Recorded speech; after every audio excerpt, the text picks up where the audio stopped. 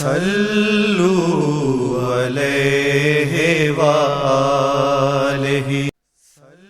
صحیح بخاری اردو حدیث نمبر 22۔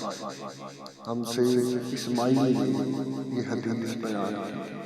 وہ کہتے ہیں ان سے مالک نے، وہ عمرو بن یحییٰ المازنی سے نقل کرتے ہیں، وہ اپنے باپ سے روایت کرتے ہیں، اور وہ ابو سعید خضری رضی اللہ عنہ اور وہ نبی کریم صلی اللہ علیہ وآلہ وسلم سے نقل کرتے ہیں کہ آپ صلی اللہ علیہ وآلہ وسلم نے فرمایا، جب جنت میں اور دوزخ میں داخل ہو جائے گا، اللہ پاک فرمائے گا جس کے دل میں رائی کے دانے کے برابر بھی ایمان ہو اس کو بھی دوزخ سے نکال دو۔